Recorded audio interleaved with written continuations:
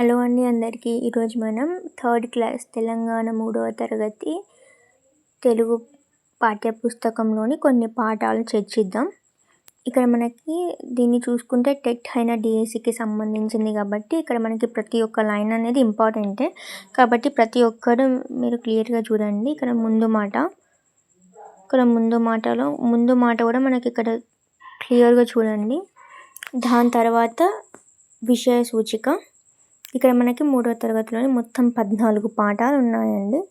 దాంట్లో మనకి ఫస్ట్ నుంచి 10 పాఠాలు సంసిద్ధ పాఠాలు ఉన్నాయి.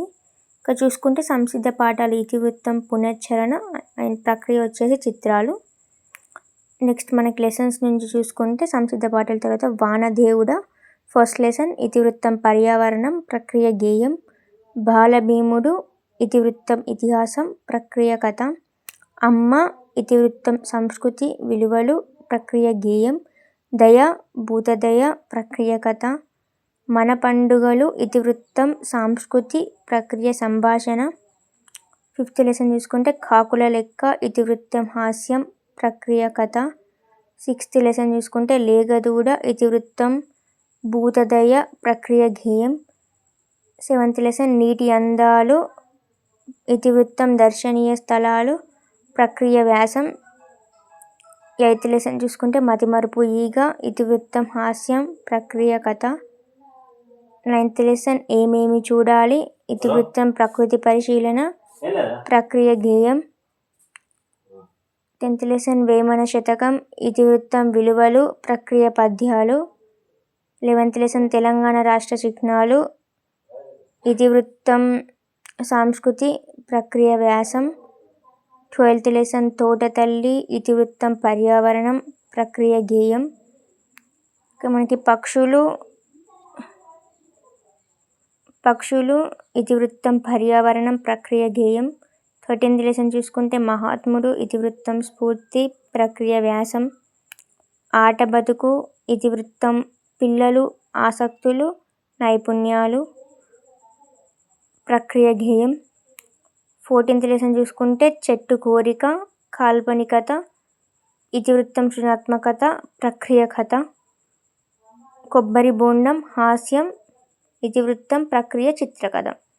ఇక్కడ మనకి తర్వాత లెసన్ సన్ అయిపోయిన తర్వాత పదాలు అర్థాలు ఉన్నాయండి. ఇవన్నీ చూసుకుంటే మనకి సంసిద్ధ పాఠాలు ఇల్లు, పొలం, దేవుడి ఊరేగింపు, బడి తోట, ఇంటి నిర్మాణం, అడవి, దుకాణం, అంగడి, చలికాలం, వానాకాలం. ఇవన్నీ సంసిద్ధ పాఠాలు. మనకి ఇక్కడ వచ్చేసి ఫస్ట్ లెసన్ మొదలైంది వానదేవుడ. ఇక్కడ వానదేవుడు చూసుకున్నాం కదా, ఇది ఫస్ట్ లెసన్ వానదేవుడ. ఇది మన గేయ ప్రక్రియకు చెందింది. ఇతివృత్తం పర్యావరణం. ఇక్కడ చూసుకుంటే ఇక్కడ ఫస్ట్ ఏం లేదు, బొమ్మను చూడండి ఆలోచించి మాట్లాడండి అని ఉంది. ఇది మనకి లెసన్ స్టార్ట్ అయ్యే ముందు పిల్లవానికి అవగాహన, లెసన్ పైన ఇంట్రెస్ట్ కలిగించడానికి మనకి కొన్ని ప్రశ్నలు అండ్ పిల్లలు ఇట్లా చేయండి అని చెప్పేసి ఉంది. ప్రశ్నలు వచ్చేసి మనకి పై బొమ్మలో ఏమేమి కనిపిస్తున్నాయి, పిల్లలు ఏం చేస్తున్నారు, వానలో మీరు ఏమేం ఆటలు ఆడుతారు. ఈ పిల్లవానికి లెసన్ చెప్పే ముందు ఇంట్రెస్ట్ కలిగించడానికి ఈ ప్రశ్నలు. పిల్లలు ఇట్లా చేయండి, ఈ మనం పిల్లవానికి చెప్పే విధంగా. పాఠంలోని బొమ్మలు చూడండి, ఆ బొమ్మల గురించి మాట్లాడండి. పాఠం చదవండి, అర్థం కాని పదాల కింద గీత గీయండి. గీత గీసిన పదాలకు అర్థాలను మీ మిత్రులను కానీ ఉపాధ్యాయులను కానీ అడగండి, లేదా పదాలు అర్థాలు అనే పట్టికలో చూసి తెలుసుకోండి. ఇది మనం లెసన్ స్టార్ట్ అయ్యే ముందు ఇక్కడ మనకి లెసన్ స్టార్ట్ అయింది. ఇది మనం గేయ ప్రక్రియ అని చెప్పుకున్నాం కదా. ఈ లెసన్ అనేది మనకి మొత్తం బై హార్ట్ అయి ఉండాలి. ఎందుకంటే మనకి మధ్యలో లైన్ స్కిప్ చేసి కూడా ఇస్తాడు, అంటే కింద ఆప్షన్స్ ఇస్తాడు కానీ ఆ లైన్ మనం దేని కింద వస్తుంది అని చెప్పేసి మనం గుర్తుకుంచుకోవాలి. కాబట్టి లెసన్ అనేది మనకు మొత్తం బై హార్ట్ అయి ఉండాలి. లెసన్ మనం అవగాహన కూడా ఉండాలి. ఇంకా చూసుకుంటే వానల్లు కురువాలే వానదేవుడా, వరిచేలు పండాలే వానదేవుడా, నల్లాని మేఘాలు వానదేవుడా, సల్లంగా కురువాలే వానదేవుడా, తూర్పు దిక్కున వానదేవుడా, తుల్లి తుల్లి కురువాలే వానదేవుడా, చాటంతా మబ్బు పట్టి వానదేవుడా, వర్షంగా మారాలే వానదేవుడా, చుక్క చుక్క నీరు చేరి వానదేవుడా, మాకు ఆసరవ్వాలే వానదేవుడా, మా ఊరి కుంటళ్ళు వానదేవుడా, మత్తడై దుంకాలే వానదేవుడా, చెరువులన్నీ నిండాలే వానదేవుడా, అలుగులై పారాలే వానదేవుడా, పెద్దలంతా కలిసి వానదేవుడా, కాలువలు తవ్వాలే వానదేవుడా, బీడు భూములన్నీ వానదేవుడా, బీరాన తడవాలే వానదేవుడా. ఇక్కడ పాడావు భూములన్నీ వానదేవుడా, పంట చేలవ్వాలే వానదేవుడా, 12 పరగణాల వానదేవుడా, చేలన్నీ తడవాలే వానదేవుడా, 3 నాళ్ళు ఎదగాలే వానదేవుడా, ఎన్నెళ్ళు వేయాలే వానదేవుడా, 12 ధాన్యాలు వానదేవుడా, పంట చేల్లో పండాలే వానదేవుడా, గుమ్ముళ్ళు నిండాలే వానదేవుడా, భాగ్యాలు కలగాలే వానదేవుడా. పేదసాల బతుకులే వానదేవుడా, గొడ్డుగోల బతుకులే వానదేవుడా, కూలినాలి దొరకాలే వానదేవుడా, వెతలన్నీ తీరాలే వానదేవుడా, వలసబోయినోళ్ళంతా వానదేవుడా, ఊళ్ళకు రావాలే వానదేవుడా, బతుకులన్నీ మారాలే వానదేవుడా, సౌభాగ్యమందాలే వానదేవుడా. ఇది మనకి పాఠ్యాంశం మొత్తం, అంటే గేయం క్రాఫ్ట్ కాబట్టి ఇది పాఠం మొత్తం అయిపోయింది. ఇది మొత్తం మనకి బైహార్డ్ అయి ఉండాలి. ఎక్కడ నుండి ఏం క్వశ్చన్ ఇస్తుందో తెలియదు కాబట్టి. దాని తర్వాత ఇక్కడ చూసుకుంటే ఇవి చేయండి అని ఉంది కదా, దీని కింద మనకి విద్యా ప్రమాణాలు ఎన్ని అని కూడా అడగచ్చు. ఇక్కడ మనకి చూసుకుంటే విద్యా ప్రమాణాలు మొత్తం 6 దీని కింద. దాంట్లో అంటే ఒక్కొక్క ప్రమాణం కింద, విద్యా ప్రమాణం కింద సబ్ డివిజన్స్ కూడా ఉంటాయి. కానీ మనం ఎన్ని అని ఫస్ట్ గుర్తుపెట్టుకోవాలి, తర్వాత సబ్ డివిజన్స్. వినండి, ఆలోచించి చెప్పండి ఫస్ట్ వన్. సెకండ్ వన్ ధారాళంగా చదవండి, అర్థం చేసుకొని చెప్పండి, రాయండి second one. And third one చూసుకుంటే ఆలోచించి సొంత మాటల్లో రాయండి, ఇది స్వీయ రచన. ఫోర్త్ వన్ పదాజాలం. ఫిఫ్త్ వన్ సృజనాత్మకత. సిక్స్త్ వన్ భాషను గురించి తెలుసుకుందాం.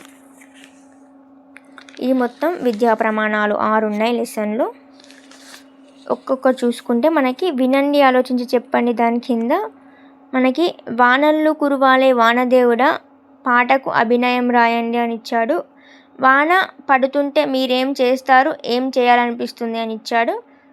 ఇక్కడ సెకండ్ వన్ వచ్చేసి ధారాళంగా చదవండి, అర్థం చేసుకొని చెప్పండి, రాయండి. గేయాన్ని ప్రాస పదాలు రాయండి అని ఇచ్చాడు.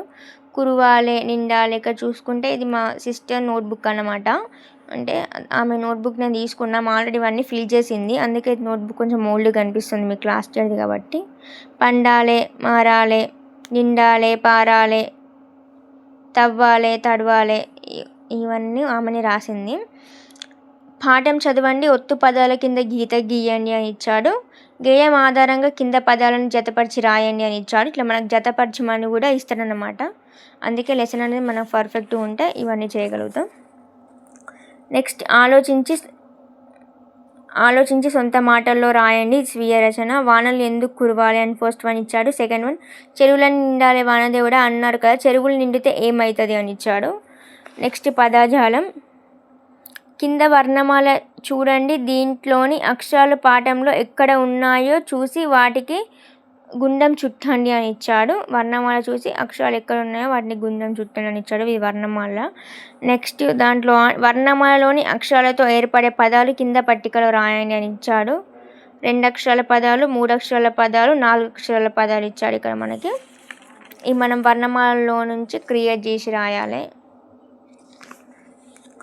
దాని తర్వాత మనకి ఇక్కడ చూసుకుంటే కింద పదాలు ఉపయోగించి వాక్యాలు రాయండి అని ఇచ్చాడు. ఇక్కడ మనకి ఊరిచ్చి దానికి ఇట్లా ఇచ్చాడు. వాహనాలు, వానలు, బడి, ప్రజలు, రైతులు, పంటలు, గుడి, చెట్లు.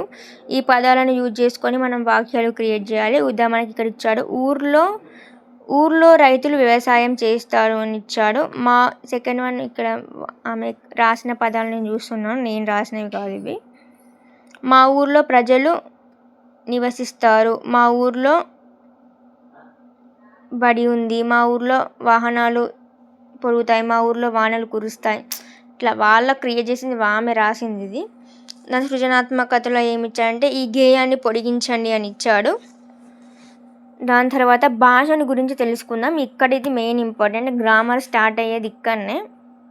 ఇక చూసుకుంటే అమల మంచి బాలిక, ఇది ఒక వాక్యం. అమల ఇది ఒక పదం. దీంట్లో అ, మ, ల అక్షరాలు ఉన్నవి. వాక్యం కొన్ని పదాలతో ఏర్పడుతుంది, పదాలు కొన్ని అక్షరాలతో ఏర్పడతాయి. మనం పలికే ధ్వనులకు గుర్తులను ఏర్పరచుకున్నాం. ఈ గుర్తులనే అక్షరాలు అంటాం. ఆ అక్షరాలన్నిటినీ కలిసి వర్ణమాల అంటున్నాం. వర్ణమాలలో ఆ నుంచి అవ్ వరకు గల అక్షరాలను అచ్చులు అంటారు.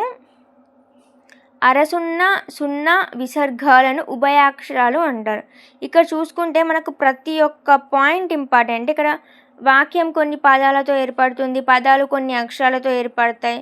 మనకు ప్రతి ఒక్క వాక్యం అనేది, పదం అనేది మనకి ఇంపార్టెంటే. ఇక్కడ చూసుకుంటే ఆ నుండి అవ్ వరకు అచ్చులు అంటాము. కా నుండి బండి రౌతి వర్గాల అక్షరాలను హల్లులు అంటారు. ఇది చూసుకుంటే ఇవి మాత్రం అరసున్న సున్నా విసర్గాలను ఉభయాక్షరాలు అంటారు. దీని తర్వాత కింద పదాలు చదవండి. అచ్చులతో మొదలయ్యే పదాలు, హల్లులతో మొదలయ్యే పదాలు వేరు వేరు చేసి కింది పట్టికలో రాయండి. మనం అచ్చులు అని ఆ నుండి అవ్ వరకు అనుకున్నాం, హల్లులు అనేసి కా నుండి రౌతి వరకు, బండి రౌతి వరకు అనుకున్నాం.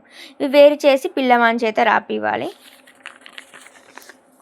దాని తర్వాత ఇక్కడ మనకి ప్రాజెక్టు పని ఇచ్చిండు. 1 లేదా 2 వానపాటలు సేకరించండి, వాటిని రాయండి, పాడి వినిపించండి అని చెప్పాడు. ఇక్కడ నేనివి చెయ్యగలనా అని అంటే వాడు స్వీయ మూల్యాంకనం చేసుకోవడానికి, సెల్ఫ్ ఎవాల్యుయేషన్ చేసుకోవడానికి వాడు చేయగలుగుతాడా వారు అని చెప్పేసి ఇచ్చారు. ఇక్కడ మనకి 4 క్వశ్చన్స్ ఇచ్చారు. గేయాన్ని రాగంతో పాడగలను, అభినయం చేయగలను. వాళ్ళు చెప్పాలి అవును కాదు అని చెప్పేసి పిల్లలు చెప్పాలి.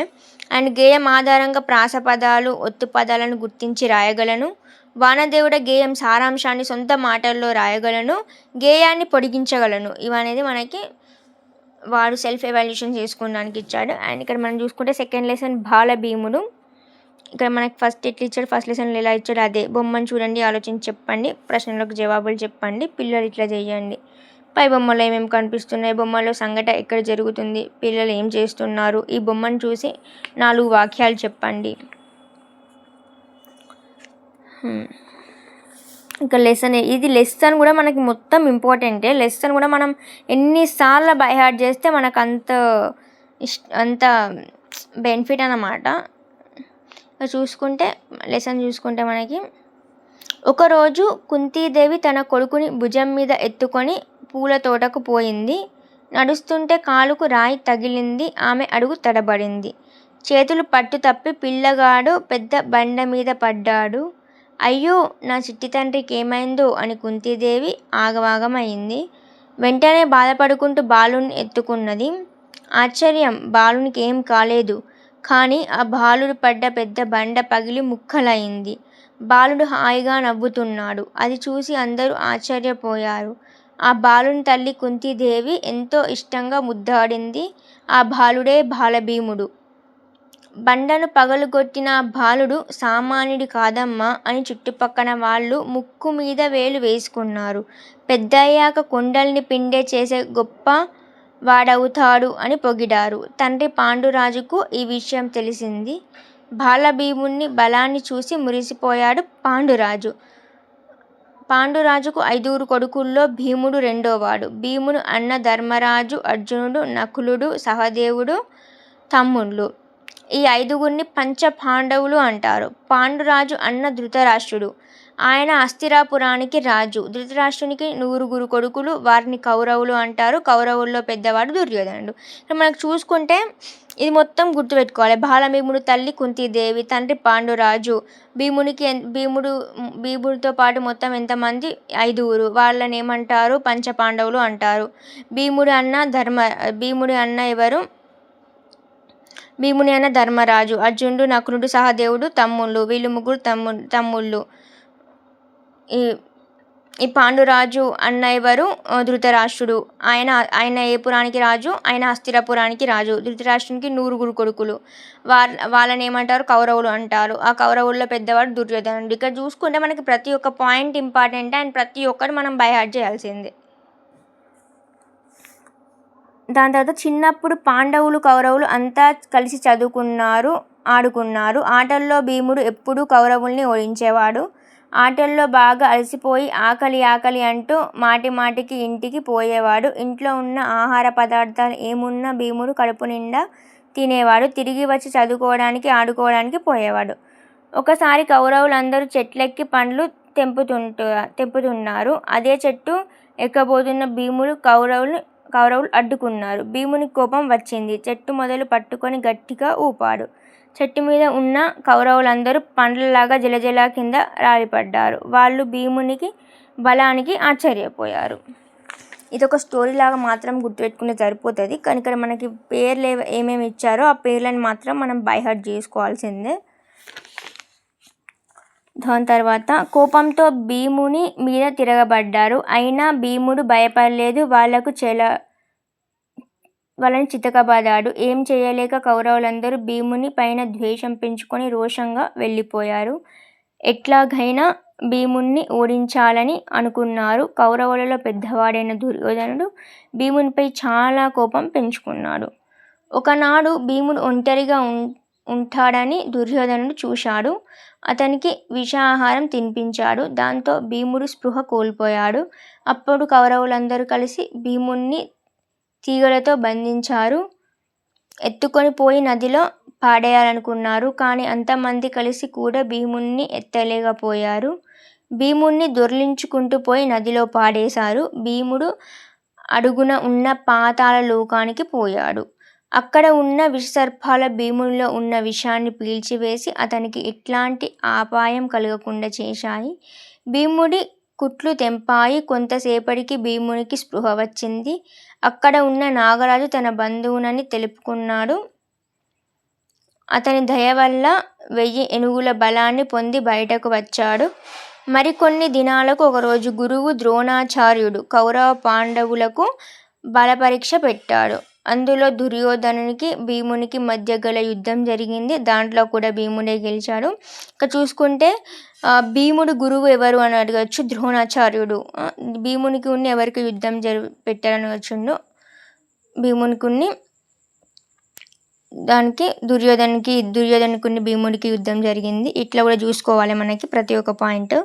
దాని తర్వాత భీముడు ఈ విషయాన్ని ఆనందంతో తల్లికి చెప్పాడు. అప్పుడు ఆ తల్లి, నాయన నీ బలాన్ని ఇతరులకు మేలు చేసేందుకు ఉపయోగించు అని బుద్ధులు చెప్పింది. సరేనమ్మా అని పెద్దయ్యాక నా బలంతో చెడ్డ వాళ్ళని శిక్షిస్తా, మంచి వాళ్ళని రక్షిస్తా అన్నాడు భీముడు. దాని తర్వాత కూడా ఇవి చెయ్యండి, వినండి, ఆలోచించి చెప్పండి. దీంట్లో కూడా సేమ్ యాజ్ ఇట్ ఈస్ మొత్తం 6 ఉన్నాయి.